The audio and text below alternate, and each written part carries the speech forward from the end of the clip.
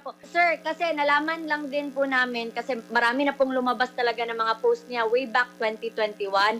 Ganon din po yung modus niya, sir. Yung magpapakasal siya, sasabihan niya na buntis siya, tapos dapat pakasalan mo ako kasi ito yung ano ko, yung tito ko, yung ganyan ko.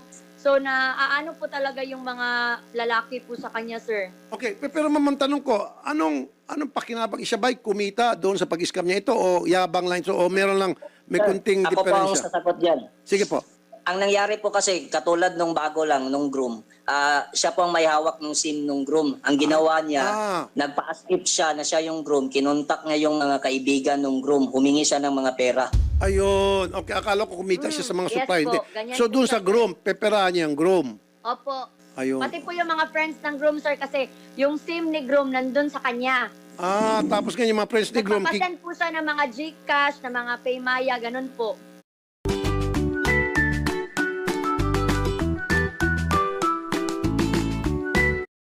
Cash, ng mga Paymaya, ganun po.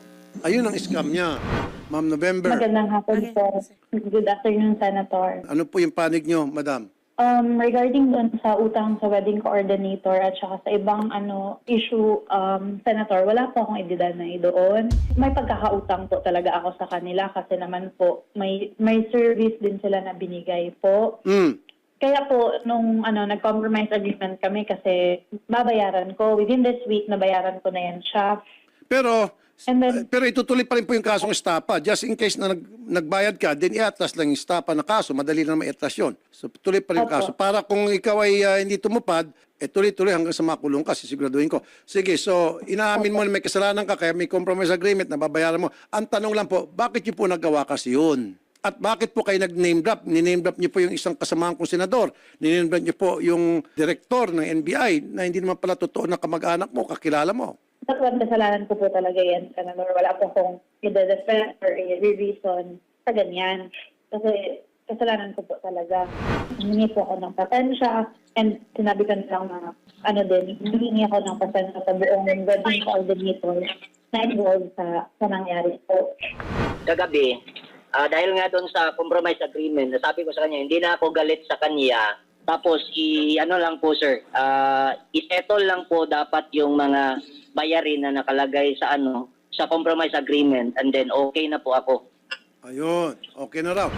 Sa mga naargabyado niya before sa grupo ko, mas mabuti rin po na ituloy na rin po. Nasa inyo po yun. At saka doon sa mga iba pang tao na naloko niya, pwede niyo po sabihin, kumontak sa amin para tulungan namin makapagsapan ng kaso. Pwede. Oh. Yes po.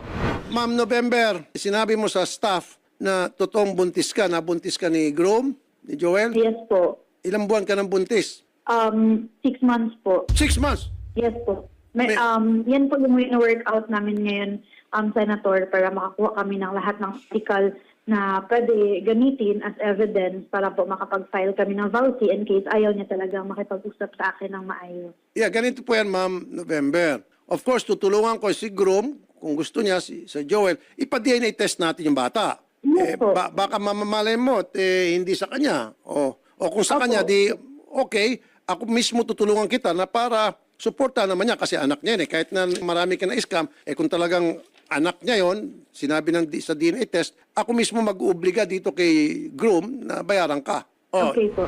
May